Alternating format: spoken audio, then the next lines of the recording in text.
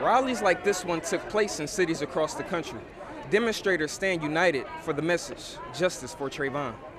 57 million children around the world never go to school. And because of that struggle, the UN has officially declared this Malala Day. Despite a steep downfall in support, former Congressman Anthony Weiner will continue his campaign to become the next mayor of New York City. After his latest sex scandal, he dropped from first to fourth in the latest polls. CDs and vinyls are a dying breed due to the easy access of digital downloading. But stores like Academy Records bring light to the end of that tunnel.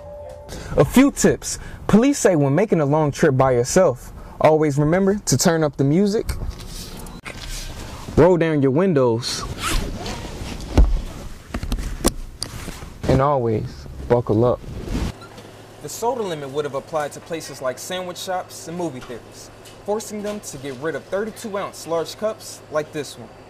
It was at this gas station where Emily Rogers said that she was assaulted by 3 locals from the Oxford area. The plan was for Danny to graduate from Brookhaven High School and move on to community college. Now those plans have been put on hold. James Meredith's decision to integrate Ole Miss was a step of courage. His legacy continues today, even 50 years later. If you're paying for gas or grabbing a cup of coffee, police say always remember to grab your key out of the ignition, or your car just may vanish. With high hopes, the Ole Miss ROTC team is up at 6 a.m. every morning preparing themselves for the Ranger Challenge in Texas. I'm Brandon Rook reporting for Newswatch 99. No peace. No justice. No peace. In front of hundreds in New York City, Trayvon Martin's mother held back tears as she pledged to make sure that no other family has to endure the pain hers is going through. Not only do I vow to you to do what I can for Trayvon Martin, I promise you I'm going to work hard for your children as well. Demonstrators, including Jay-Z and Beyonce, protested the acquittal of George Zimmerman and the shooting death of the 17-year-old. The fight hits close to home for Maxie DaCosta and his 19-year-old son. Today was Trayvon's, Martin that got killed, but tomorrow, who knows? It could have been my son or someone else's son. Rallies like this one took place in cities across the country. Demonstrators stand united for the message, justice for Trayvon. From Washington, D.C. to Chicago to California. No justice.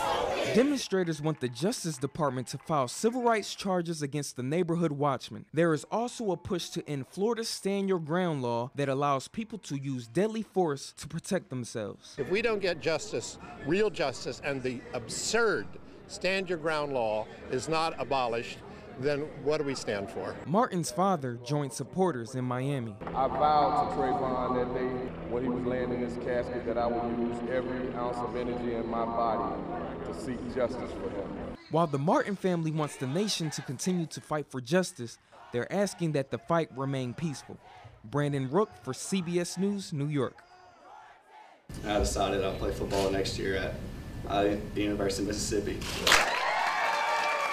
Ryan Buchanan didn't waste much time choosing Ole Miss as the school he would take his talents to.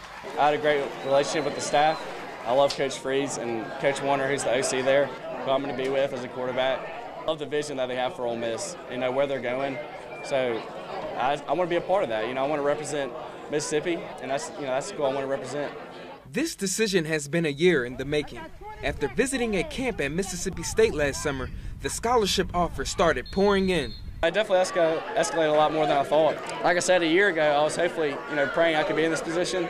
Buchanan wanted to make a decision before his senior season began. That takes a lot off of him. It takes a lot off his teammates. And his coach, Ricky Black, has known he's had a good quarterback all along. The biggest thing he has is he can throw the football well. Ball gets out of his hand really naturally. So that part really makes him an outstanding quarterback. Ryan Buchanan is looking forward to cooling off the competition under Coach Freeze at Ole Miss. Reporting from Jackson Prep, Brandon Rook, WJTV News, Channel 12 Sports. We encourage people to come by and just learn more about one of America's great musical treasures. That's right. The world's biggest blues archive collection is a treasure located right here in the Faulkner Room on the campus of Ole Miss. We have over 70,000 sound recordings, and these aren't meant to be just preserved and put away on some shelves that nobody can listen to. They are meant to be used. Mississippi is the birthplace of America's music, and with the help of American blues musician B.B. King, This blues collection is internationally known. We are open 8 to 5, Monday through Friday. And we're completely open to the public. Anybody can come in and look at our collections. You don't have to be a student here. You don't have to have any special credentials. I mean, we get visitors from all around the world coming to look at our collections. The collection recently added to some displays the archives from the late blues legend Robert Johnson, who was known for selling his soul to the devil. The Robert Johnson materials that we have here, we've had for a while, but we haven't always displayed all of them. For instance, we have 4 original Robert Johnson 78s. These are original Robert Johnson recordings. These are really rare. They're very expensive. They're fragile. So we have those, and we have Robert Johnson's death certificate on display here as well. And don't worry, because these displays will be available for a while. These are going to be up through the end of the summer. Reporting for Newswatch, I'm Brandon Rook. A new staff with a new attitude brings new excitement. I love Coach Wiggins. He's trying to turn his program around, and I think this year we will do better than last year. Coach Wiggins plans to restore the Ole Miss women's basketball program by taking it one day at a time. It's a process. I'm very pleased where we're at right now. I couldn't ask for a better group of people to work with. We're just really working on the players' conditioning, their skill with the basketball, trying to learn some things, within the overall system of what we do. I'm pleased with it so far. I feel like we're getting better every day, but it's a process. There's a mentality to it. A mentality that his players are developing. He believes in us. Like, every day it's like enthusiastic. We're going hard. We're getting better.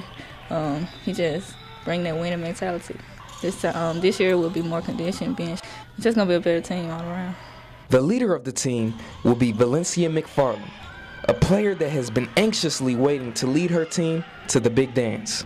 Valencia McFarland is a returning point guard. She's doing a good job. She's in good shape, and she's really bouncing back right now. Yes, this has been the longest preseason ever. I can't wait to practice start. Under the guidance of Coach Wiggins, it looks like the Lady Rebels are buying into his system. Reporting from Ole Miss, Brandon Rook, Newswatch 99 Sport. Vendors of all sorts came out and supported the festival, displaying food favorites, activities for the children, and unique arts and clothing. Being out here reminds me of football season. Homecoming, everybody comes back, and you get a chance to see people you haven't seen probably 10, 15 years. And it's family-oriented out here, man. I tell anybody, come out here to enjoy yourself. Oh, gosh, everything. The arts are so beautiful. It's such quality work here, and the crowd's so wonderful, and the food, it's just the total package. Live performances filled the streets full of thousands as people two-stepped and bopped their heads. It kind of takes me home as far as seeing the kids out there enjoying themselves.